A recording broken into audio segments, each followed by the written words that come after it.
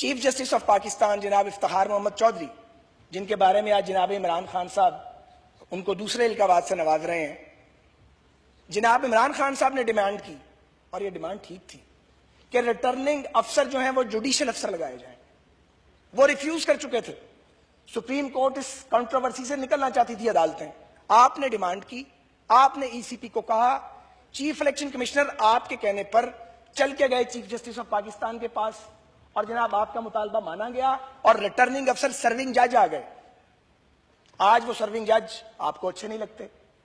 आप खैबर पख्तूनख्वा में जीत जाते हैं तो वहां धांधली नहीं होती। आप जहां हार जाते हैं, आप जहां आपकी पार्टी को शिकस्त हो जाती है, वहां धांधली हो जाती है। अब पंजाब के कौमी और सूबाई के 70 हलकों में 70, एक आध ऊपर नीचे हो जाए तो मैं कह नहीं सकता, 2 का फर्क पड़ जाएगा, पीटीआई के उम्मीदवारों की जमानतें जब्त हुई है, हमने करवाई है। अब आप आ जाए जरा केपीके पे, और फिर मैं 4 हलकों पे आता हूं जनाब। केपीके में कौमी असेंबली के 2 हलकों के फैसले ट्रिब्यूनल से हुए हैं, 2 हलकों से, दोनों इनके अगेंस्ट हुए हैं और दोनों में इनकी पार्टी की रिगिंग साबित हुई है, जिसमें से एक उमर अयूब साहब का हल्का शामिल है। अब जनाब स्पीकर, 2 इनके मुल्ज़िम यहां मौजूद हैं, एक तो मैं खड़ा हूं आपके सामने। इनकी नजर में मैंने इलेक्शन चोरी किया और मैं इमरान भाई मुझे मिल गए, मैं बहुत नाराज था जाती तौर पे। आपको पता मेरा इनसे बड़ा प्यार का रिश्ता रहा है हमेशा। एक रेस्टोरेंट में मिल गए तो वो यूसुफ सलाउद्दीन साहब और इनके दोस्त बैठे थे। मैंने इमरान भाई को कहा, इनसे पूछे हम कौन लोग हैं। इनके वालिद साहब से हमने 6 इलेक्शन लड़े हैं और एक दूसरे को जीतते और हराते रहे हैं। मैंने कहा आपने बुलाया ही नहीं, आप खुद बुला लेते। आप कहते लाओ अभी सबूत लेके आओ, आप बुलाते हम ना आते, हो नहीं सकता था। आप हाशमी साहब को कह देते, शाह महमूद साहब को कह देते, सुनते तो सही। आपने हमारी बात ही नहीं सुनी। आपको जो आपके दोस्तों ने कहा, आपने कहा यही ठीक है और ये मेरे मुखालिफ है। यार मुखालिफ हो सकते हैं, लेकिन हमारा कोई रिश्ता भी है आपके साथ, आपने उस रिश्ते का ख्याल नहीं किया। अब आ जाए 1 to 5, बिल्कुल लंबी बात नहीं मैं करता। स्पीकर साहब 700 बूथ थे उसमें, 700 पोलिंग बूथ्स।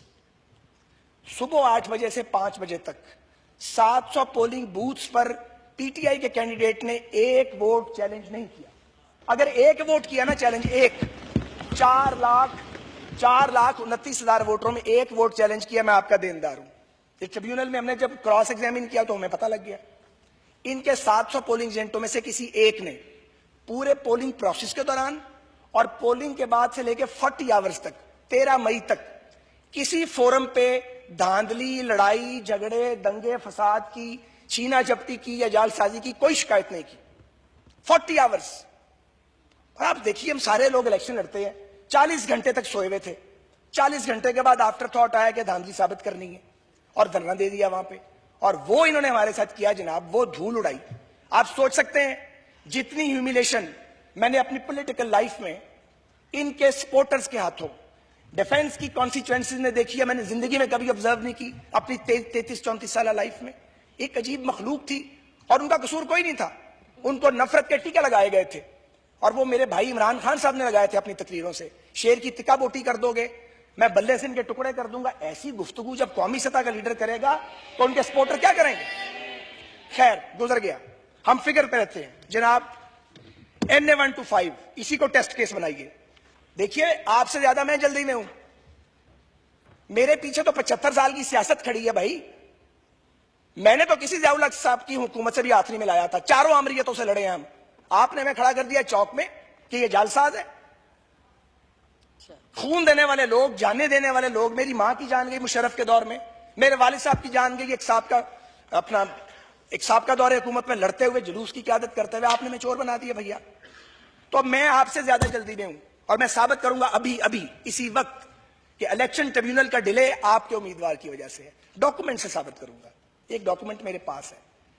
ये जज साहब काजिम मलिक साहब है इलेक्शन ट्रिब्यूनल लाहौर के, जिनकी शदीद बेइज्जती की पीटीआई के वकला ने कि थंब इंप्रेशन करवाने हैं। उन्होंने कहा जी करवाते हैं, उसको सबूत तो देना, कुछ हुआ होगा तो कराऊंगा।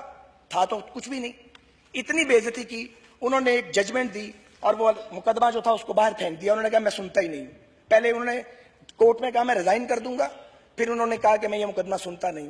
3 महीने मेरा मुकदमा रुलता रहा, कभी ईसीपी में जा रहा है, अब फैसलाबाद का ट्रिब्यूनल सुन रहा है। आपने हमें सुना ही नहीं। ये जज की तरफ सुने क्या कहा उसने। For the first time in my professional life, I have earned the motivated insult and criticism, and that too from those who are under legal obligation to conduct themselves with grace and dignity. At one time, I decided to resign from the office, but on reconsideration, I have changed my mind, as my resignation would amount to yielding before those who want mode of trial of elections, election disputes of their choice. ये PTI के बारे में मैं पेश कर देता हूं अभी, आगे सुने. With those observations, I exercise restraint and do not initiate contempt proceedings against all those who have played havoc with the system. आगे आखिर में सुने. It is golden principle of administration of justice that justice should not only be done, but it should be seen to have been done. In view of the above said unpleasant state of affairs, which appears to be pre-planned, I do not find it appropriate to proceed with the trial of the election dispute. ये है जनाब, और पूरी कौम को बता रहे हैं कि हम डिले करा रहे हैं. अब जनाब मेरी गुजारिश ये है, एक वोट आप चैलेंज नहीं करते पूरे प्रोसेस में. 40 आवर्स तक आपके पास कोई बात होती तो करते. इनके वकील जो अपने इनके कैंडिडेट थे वो बहुत बड़े वकील हैं पाकिस्तान के. आमिद खान साहब बहुत सुप्रीम कोर्ट के सीनियर तरीन वकीलों में शामिल हैं. उन्हें मालूम नहीं था कि जब कोई गड़बड़ की जाती है तो टेलीग्राम या रिटर्न कोई एक कंप्लेंट तो करते हैं, ना आरओ को, ना डीआरओ को, ना प्रोविंशियल इलेक्शन कमिश्नर को, ना चीफ इलेक्शन कमिश्नर को भेजा ही कुछ नहीं. शिकायत किस बात की है? अब मसला क्या है जनाबे स्पीकर आपके केस में? अच्छा, मैं तो 39,000 की लीड है मेरी, मैं इनको कैसे साबित करूंगा? अब आपके केस में चूंकि आप तो सदर नशीन पर तशरीफ रखते हैं, अय्याज सादिक साहब आपको इमरान खान साहब हमसे ज्यादा जानते हैं. आप इनके साथ थे, कभी इनकी जमात में थे, आप इनके करीबी दोस्त रहे हैं, ये आपको बहुत अच्छी तरह जानते हैं. पूरा लाहौर आपके खानदान को जानता है. आपके खानदान और आपकी शराफत का गवाह है खुद इमरान खान साहब भी, कभी ये नहीं कहेंगे. अब हमारा केस क्या है? मैं तो जरा जज्बाती आदमी हूं. जब मुझे पता लगा तो मैंने सोचा मैं जाके कैपिटल टॉक में कह दूं कि जनाब आप कराएं थंब इंप्रेशन. मेरे वकील ने मुझे कहा तुम्हारा दिमाग चला हुआ है. मैंने कहा भी क्यों, मैंने किया क्या? उसने कहा पहले पता कर लो, ये लीगल प्रोसेस बड़ा टेक्निकल होता है. बड़ी मुश्किल से मैंने अपने आप को खींचा.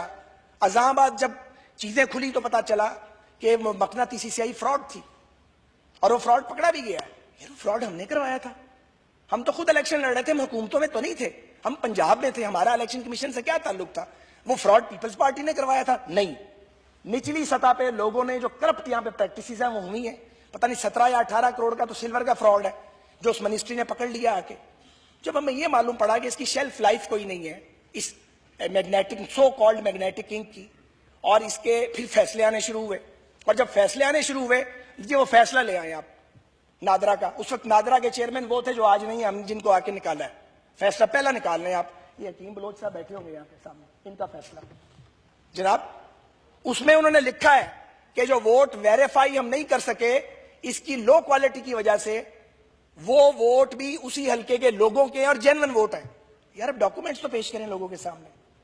अब जनाब आपके मुकदमे में बरादरम इमरान खान साहब मोहतरम चाहते हैं कि ये थंब इंप्रेशन के ऊपर जाएं. जरूर जाएं, पहले धांधली का कोई शवाहिद कोई सबूत तो ट्रिब्यूनल को देना. अब इलेक्शन ट्रिब्यूनल इनकी या हमारी मर्जी से तो काम नहीं करेगा, बातों से काम नहीं करती अदालत. अदालत में आपको शवाहिद और ठोस सबूत देने पड़ते हैं, वहां आप सबूत फ्राहम नहीं करते. मैं एक और चैलेंज करता हूं. मलक रियाज साहब मुझे मालूम नहीं है मौजूद है कि नहीं, 118 से 118 बैठे हैं मलक साहब. अभी मिलेगा जी, मिलेगा. ठीक है, ये अपनी बात खुद करेंगे. जिन पर इल्जाम लगा कि 90,000 वोट, अगर ये बात साबित हो जाए जी तो जनाब जो मलक रियाज साहब को अब सजा देते तजवीज करेगा ये वान ये मानेंगे. और अगर 125 में मैंने एक वोट भी तब्दील कराया या धांधली की हो या किसी को मारपीट की हो तो मैं बाहर चला जाऊंगा. भाई मैं क्यों वजीर के तौर पे बैठा हुआ हूं, क्यों एमएनए के तौर पे बैठा हुआ हूं? और स्पीकर साहब मैं जानना चाहता हूं, आप पर इनको शक है, आपको मुबारक भी देते हैं इलेक्शन जीतने की इसी ईवान में, आपसे ओथ भी लेते हैं और आप पर मुकदमा भी दर्ज करते हैं. ये किस तरह की, ये क्या मौकफ है? अब आ जाए जहांगीर तरीन साहब के हल्के पे. वो तो फिगर्स ही नहीं थी हमारे पास, आंखें खुल गई हैं मेरी, और इस मेरी फिगर्स को आप चैलेंज करें. NA 154 सदीक खान बलोच वर्सेस जहांगीर तरीन, इंतखाबी खर्चा लिमिट 15 लाख.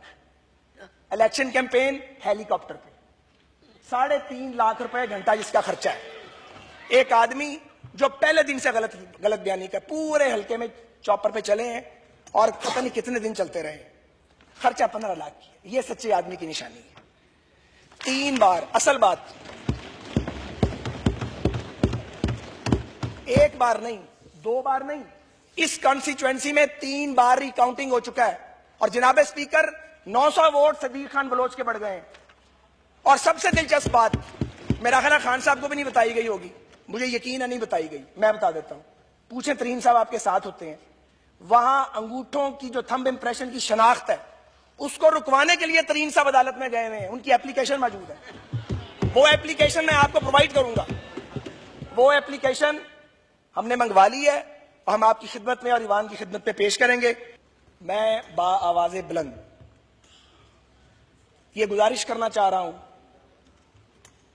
कि किसी को भी अदालतों को डिक्टेट करने की कोशिश नहीं करनी चाहिए। पाकिस्तान में कहा गया कि जी आर्टिकल 6 लगाएं जिन्होंने धांधली की है, ये कहा गया। और अगर धांधली साबित ना हुई तो गलत बयानी करने वालों पर कौन सा आर्टिकल लगना चाहिए?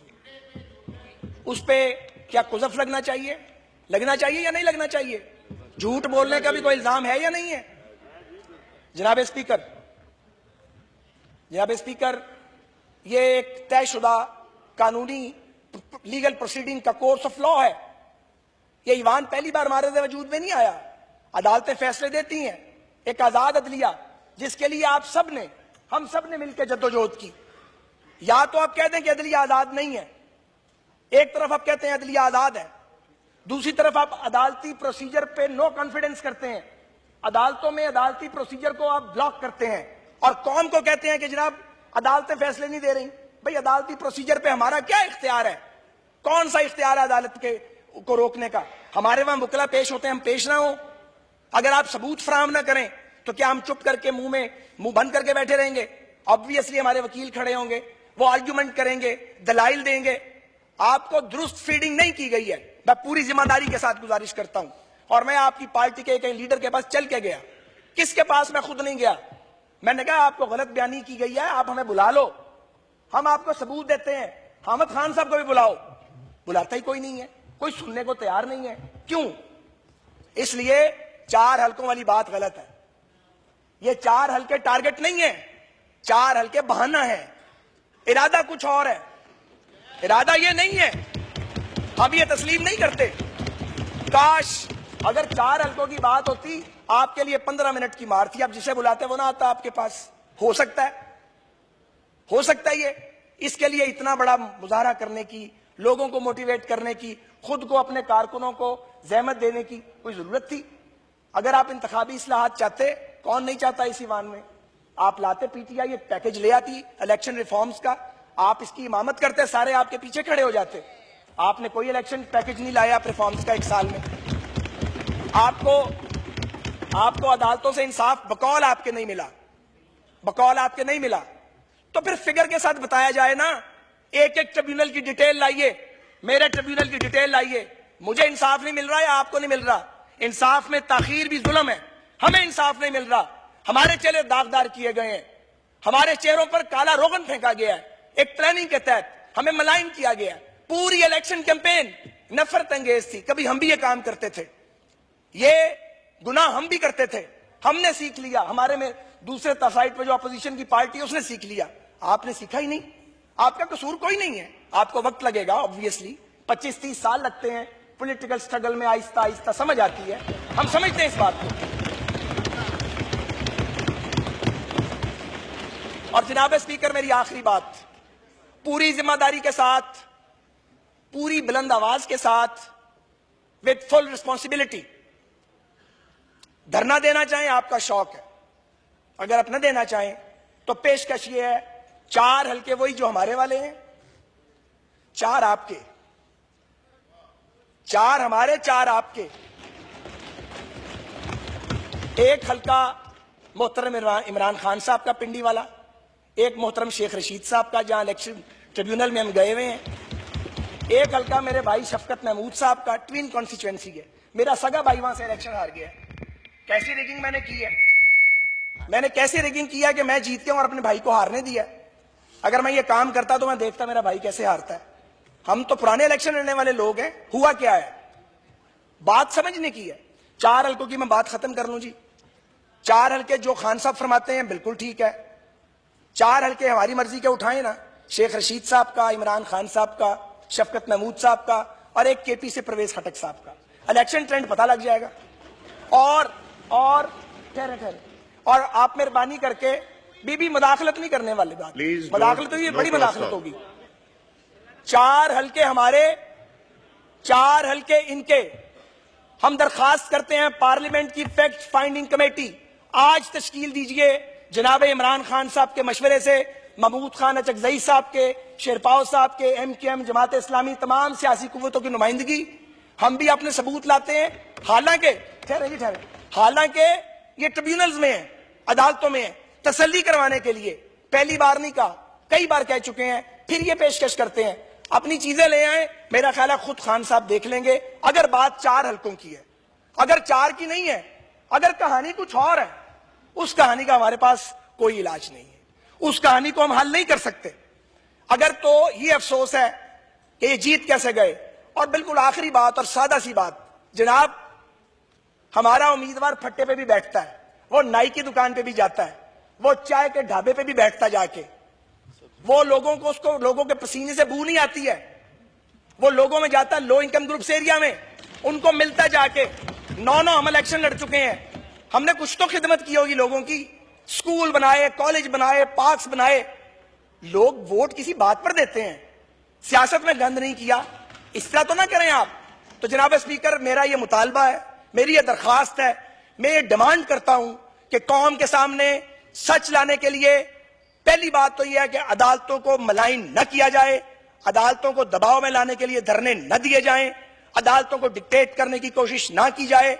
और अगर आप तसल्ली चाहते हैं, बनाएं पार्लियामेंट की फैक्ट फाइंडिंग कमेटी, लाएं 4 हल्के, हम पहले आने को तैयार हैं। लेकिन अगर आपने धरने देने हैं तो दोनों काम एक से इकट्ठे नहीं चल सकते। यह नहीं हो सकता कि अदालती कार्रवाई भी चले, धरना भी चले और फैक्ट फाइंडिंग कमेटी भी चले। शुक्रिया।